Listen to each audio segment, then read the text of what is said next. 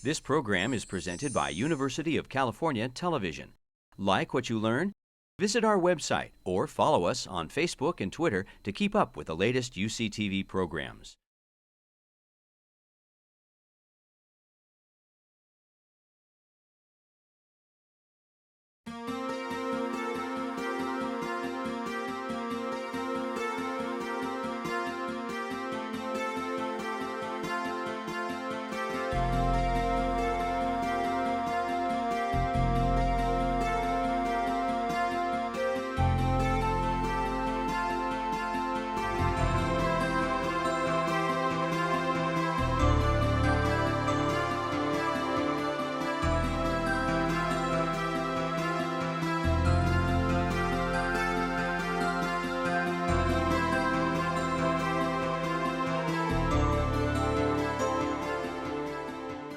Good morning and welcome. My name is Elizabeth Baker-Keffer, and I'm Vice President of the Atlantic. And on behalf of the Atlantic and our partners from the University of California, San Diego, I wanted to welcome you to the third annual Atlantic Meets Pacific.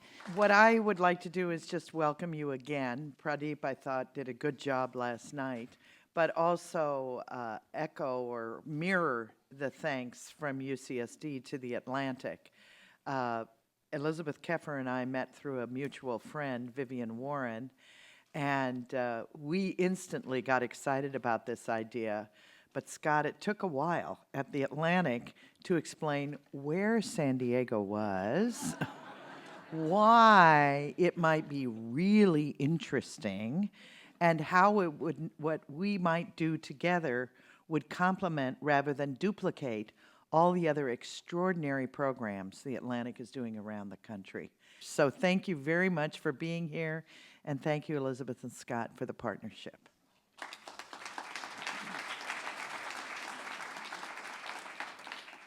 Good morning, everyone. I'm Steve Clemons. I'm Washington Editor-at-Large of The Atlantic. It's a real pleasure to be with you this morning. Deepak, why don't you join me here? Hello to all of the on-screen viewers. I look at this back screen and knowing that the ocean and all these surfers are out there, I do think that one of the cool adjustments that we could make in our branding for this is to have an Atlantic stick figure with an Atlantic t-shirt on a UCSD surfboard surfing on the idea here. It's what comes to mind. And, you know, to some degree, we're going to be spending the next couple of days together, and we are surfing ideas. We're surfing consequential ideas.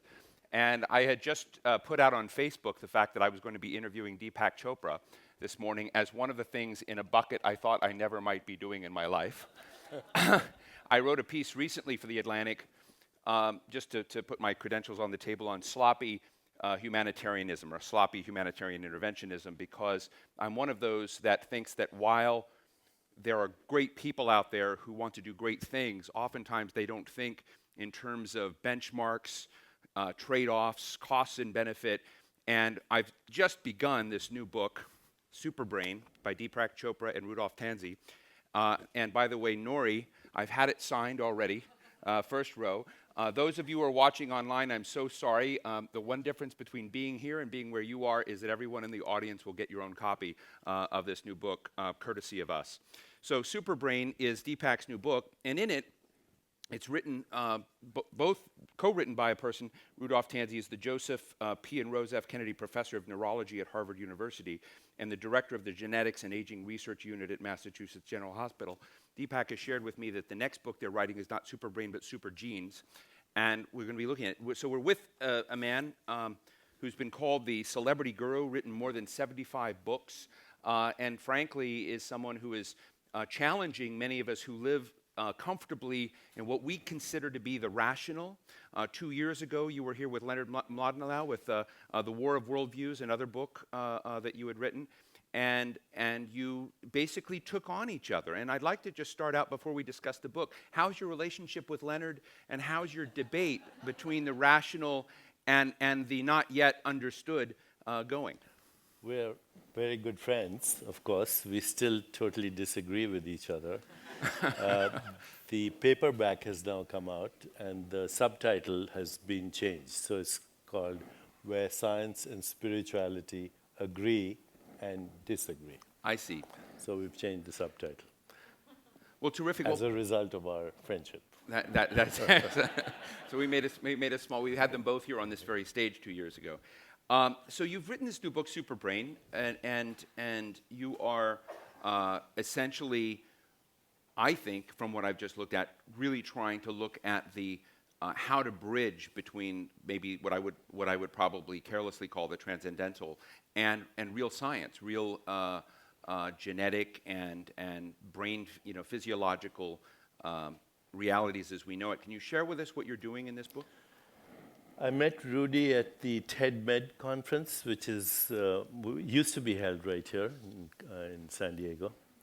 And we actually met in the men's room after he had finished his talk on Alzheimer's. He's discovered over 100 genes for Alzheimer's, and 3 of them are predictable. The rest are not predictable in that they're not fully penetrant.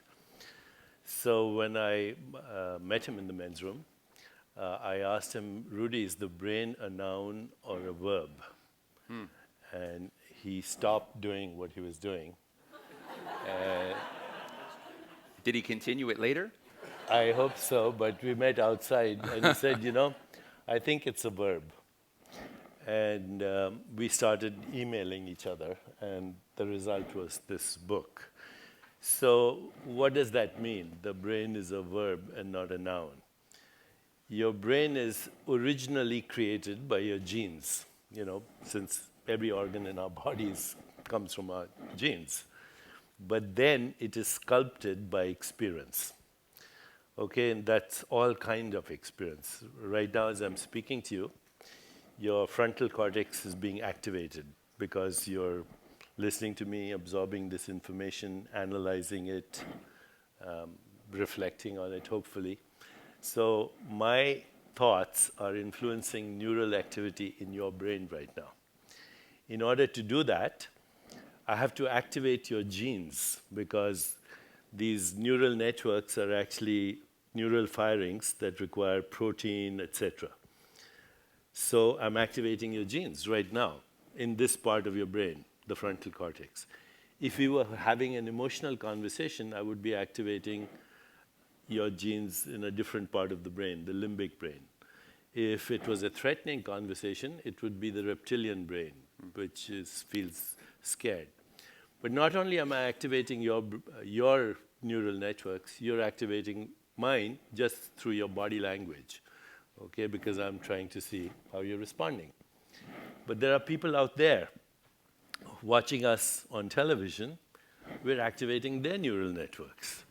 So you start to realize that through the internet now we are also creating a global brain.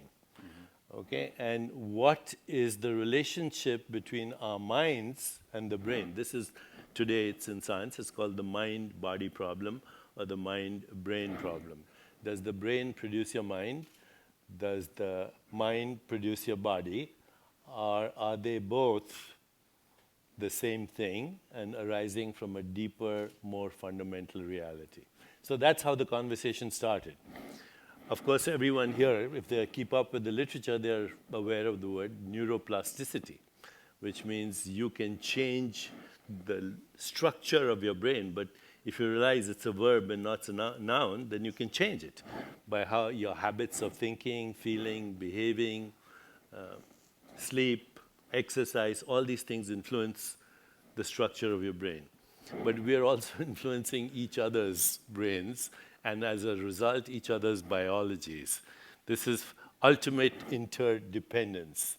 I'm actually dependent on you for my well-being, and you're dependent on me, how we interact with each other. That's the basis of the book. Our next book is Super Genes, because according to Rudy, who's the head of genetics lab at Mass General Hospital, he says that only 5% of disease-related genes are fully penetrant. I hope you understand that only 5% of genes are fully penetrant, disease-related. So there are certain genes that predict Alzheimer's, certain rare types of breast cancer, not the vast majority. The rest are influenced by what is called epigenetics, which means the environment, but the environment also includes our mental environment, our emotional environment. There's not a single thought that has doesn't have a representation in the brain. And there's not a single event in the brain that doesn't have a representation in the body. Your genes, your neural networks, your thoughts, your emotions, your biology, your social networks, your personal relationships. In fact, the entire planet at a fundamental level is a single activity.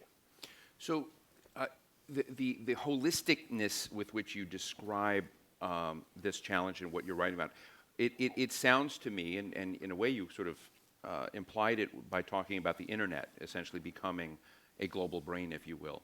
But to some of us who sit on the other side, essentially, where we haven't reached enlightenment yet, I suppose, it looks like you need a supercomputer, that it's very hard for some of us to discriminate and differentiate between those who have tremendous insights and are thinking, in an arena where you're both melding science and thinking very logically and rationally about how to describe, well-being and health and whatnot. But it looks as if it's hard for someone like me to benchmark the good from the pretenders. And I'm interested in how you deal with that. I'm sure you've been approached before. And that's what's so interesting to me about both your own background as a doctor. First of all, I've been called a pretender. And, a long time ago, as a physician, I started telling my patients, I have good news and bad news for you. The bad news is you have a bad condition which has a poor prognosis, and the good news is I'm a quack. So, so I don't mind being called a pretender. But here's where we are. Here's the state of the art of the science. 30 years ago, and Pete Ellsworth is here. I know Pete for a long time. His name was mentioned. Actually, I'm in San Diego because of him. I was then practicing medicine in Harvard and Tufts and other institutions, hospitals associated with them. And he brought me to Sharp, and that's why I'm here. So thanks, Pete. When I started talking about consciousness and biology and saying that states of consciousness determine states of biology, that was a strange kind of expression. But everyone here knows that if you're angry or hostile or feeling fear or depression or guilt or shame, you don't feel so good in your biology, right? Well, we can measure that now. So everybody knows the biological consequences of stress. Heart rate goes up, blood pressure goes up, cortisol levels go up, immune function drops, hormone levels change. But now we also know that if you're in love or you're feeling happy, for whatever reason, that there's a shift in your levels of oxytocin, dopamine, serotonin, opiates, which we now actually know. These are common words. What is even more interesting is that now, thanks to some very great scientists in this area at Scripps, and we have Eric Topol, for example, the professor of digital medicine at Scripps, who says that with a little patch on your chest, it's easy to monitor blood pressure, heart rate variability, stress levels, skin resistance, brain waves, skin temperature. So I can put a patch on you, Steve, and if you have an iPhone, this is off right now, but if it's on, it can pick up your biological parameters and transmit these wirelessly to Scripps or whatever institution. I should mention, this is a very important, and I'm not saying it to be nice to our sponsor, Qualcomm, but Qualcomm's actually doing something exactly like this in Africa. But this is but the in new Africa, technology. They're going to help people who monitor You can monitor digitally your biological state right now and correlate it with your emotional and mental state and your state of consciousness, right this moment. And you can transmit it. Now, because we are all biofields, you understand biofields? We all, every part of our body, every cell of our body actually has an electromagnetic field that it transmits.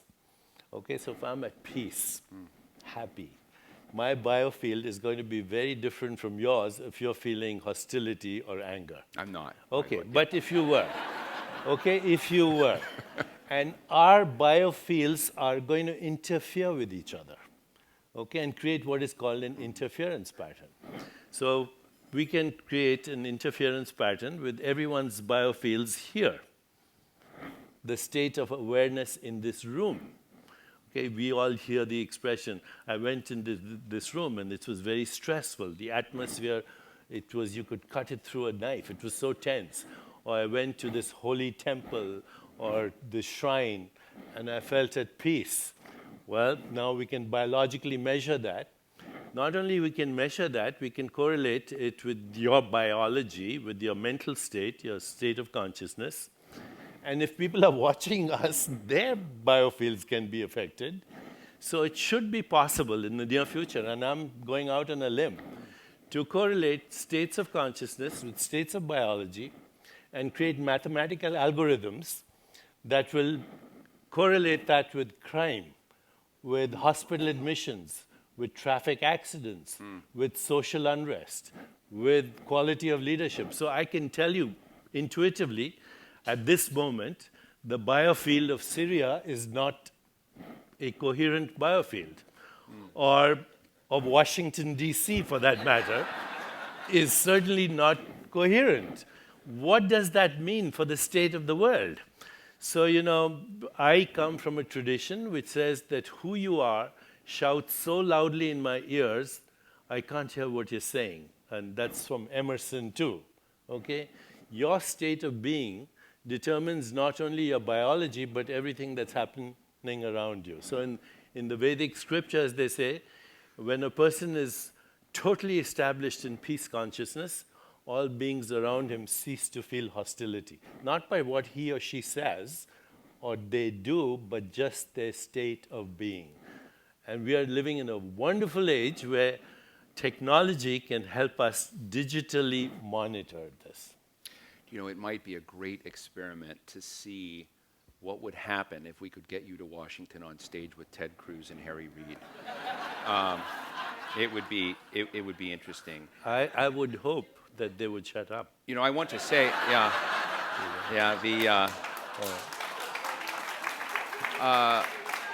for those of you through the entire conference tomorrow morning, I'm really drilling into this issue. Ramesh Rao, who is the director of Cal IT2, is going to spend 15 minutes with me tomorrow talking about quantifying bliss.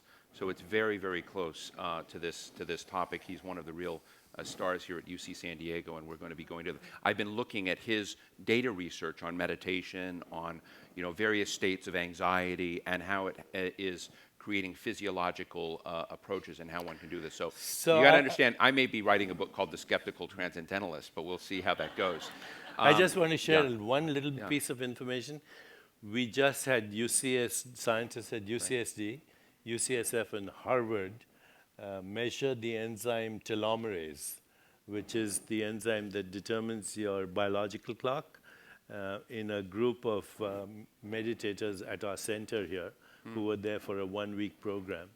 And the results are not yet published, but they're very exciting. I'm not at liberty to tell you what exactly the findings are without the permission of the scientists, but they will really are breakthrough results, showing that your mental state influences your biological clock. How interesting. Just a few weeks ago, you launched here in Southern California the Consciousness Initiative, and would love to hear a little bit about that, and then we'll move to questions from all of you to Deepak Chopra. Okay, so this is going to be the last question. So the two major questions in science today, open questions in science, which means to which we have no answers. The first is, what's the nature of the universe? Okay? And the reason we don't have an answer is that 70% is dark energy. We have no idea what it is. 25% is dark matter. No idea what it is, because it doesn't interact with light. It's non-atomic. So it doesn't reflect light, absorb light, emit light. So we can't interact with it. How do we know it exists? It bends space-time in the same way as regular matter. So it's most of the gravity of the universe, including the gravity that's holding your body together right now. 96% of the universe, therefore, is unobservable empirically. The remaining 4% is atomic, which is made up of subatomic particles that seem to be non-material things that come in and out of an emptiness. So the atomic universe is made out of nothing, basically. So what's the universe? What's the stuff of the universe? We have no idea. Can I read this quote from you? Until we can show how molecules learn to think or how thoughts create molecules, the full truth about nature and reality will remain hidden. So that's the first hidden reality. We do not know the nature of existence. And by existence, I mean that which exists. You, me, this table, the stars, galaxy, we don't know what's the stuff. The second thing we don't know is what is awareness. So there is existence and there's awareness of existence. Because if you didn't have awareness of existence, then for all practical purposes, there's no existence because you're not aware of it, right? These are the two most fundamental questions of existence. What is it and why are we aware of it? And science has no answer at this moment. Okay? So the two competing views are consciousness is a product of your brain, which is the classical, mechanistic. If you believe that model, then molecules create mind. Right. And it's mechanistic and you have no free will, you're a biological robot. Okay, now that robotics is becoming so popular, many people believe that we are biological robots. There's no room here for free will, creativity, insight, intuition, imagination, choice, anything that makes us human, there's no room. It's So all you're just a subject of variations. mechanistic laws. And, Yeah, right. mechanistic laws. The other view is that actually awareness is fundamental in the universe. And don't confuse awareness with perception. Right now, I'm conscious of you as a result of perception, right? But when you were a single cell at the moment of conception, that cell was alive. That cell was present. That cell was aware. It self-differentiated into a body and a brain and the experience of the world. So the other view is awareness is fundamental in the universe. These are the two worldviews that are competing with each other at the moment, and we'll see how they evolve. And that is what you're working on in the That's initiative. what we have is a scientific initiative to get the mathematics, to get the physics, and the neuroscientists to work together. That's part of the initiative. But the second part, you know, it's very difficult to get funding for these big ideas. The second part is, how does it matter, you know? And that's where the digital medicine and all these ways of measuring well-being. Today, the number one trend in the world for understanding the way we behave and even economics is well-being. So well-being is not physical well-being only, it's also social well-being, community well-being, career well-being, financial well-being. Forget spiritual well-being for the moment, but these things are very easily measurable. I'm a senior scientist at Gallup. We measure this on a daily basis. Today, the well-being of the United States is number 13 in the world, okay? And the well-being of places like Syria. Maybe it's gone down a notch. The market is Maybe dropping it badly has. today. Maybe it has. Yeah. But you know, it's measurable. You can take this well-being and correlate it with everything that you want to. It's all mathematical with GDP, etc., and you know, the state of leadership. You can see what's happening, what was happening in Libya, Egypt. We were able to monitor that before the crises occurred, at Gallup, that is. So if you understand that well-being is the number one predictor of the future for a community, society, nation, and the world, where the state of well-being is very poor right now, 50% of the world lives on less than $2 a day, they're not well. Okay, poverty is a state of physical anguish too. So, and 20% lives on less than $2 a day. So well-being correlates with social justice, economic justice, sustainability, and everything else that we consider valuable. So that will be the practical aspect. You know, I do want to go to the audience. Do we have microphones out there? So well, put your hand, but let me, while we're waiting for hands to go up, and there are a couple, let me ask you just one quick response to a question that I made, because you have a geneticist at Harvard working with you. We've referred to a couple of scientists at UC San Diego, and you've been at this now for a long time. Are you finding the academy, those in academia that are in cutting-edge science, today as compared to, say, 10 years ago, are you finding science more and more comfortable itself in exploring the kinds of things you're laying out? Is it less something that people feel like they're taking a risk in hanging out at the Chopra Center for Wellbeing? Well, it's the younger scientists. Rudy is a fully tenured professor at Harvard. He's a chaired professor at Harvard Medical School, but he's also 20 years younger than I am, and that makes a difference. He comes from a different mindset. My generation is still very reductionist, mechanistic science. So it's not science and spirituality. Forget spirituality for now. Is science as we understand it today, is it a complete science? And the answer is it's not, because it looks at bits and pieces when it should be looking at everything, including consciousness, because you know, consciousness is the elephant in the room. We couldn't have this conversation without consciousness. You can't do a scientific experiment without consciousness. Right. You know, so consciousness is where science happens. Experiments are designed in consciousness, conceived in consciousness. Experiments are done in consciousness. Observations are made in consciousness. We need to understand, what is this thing that we call consciousness? Considering that I'm only human and you're only human, and according to quantum physics, sometimes you're here and sometimes you're not. Are you monitoring yourself and putting it out on the web where we could actually go and visit and see an interpretation of your biological and biophysical state? At this moment, I'm only monitoring what's easily available, but we have a study coming up in the next month, and we'll all be monitoring ourselves and people who participate in some of the programs that we do at the center.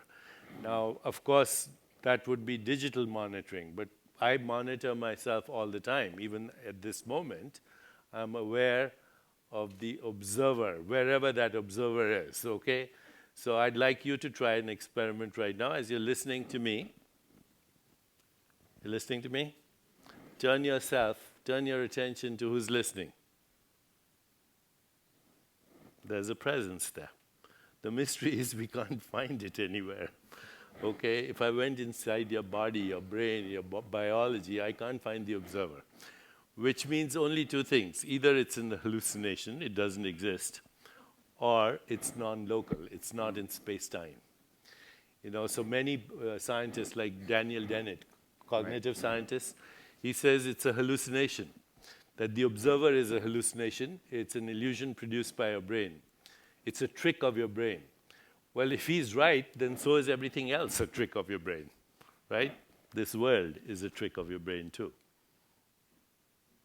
Ladies and gentlemen, I know there are many other questions and wish that we could extend time and consciousness and awareness of each other to do this. I'm really looking forward to exploring your book, Super Brain, and I very much look forward to the Super Gene, which is last year we focused so much on genetics, and we had the folks from National Geographic that had looked at sort of migration. There are whole other levels of sort of science and exploration of who and what we are. I that hope I think we is quite can bring Rudy here to talk about super genes. We'd be terrific. Would we commit to that? I think we can commit to that. It would bring Rudy out next year. But please join me in thanking Deepak Chopra. Deepak, thank you so much. Thank you very much. Thank you. Thank you.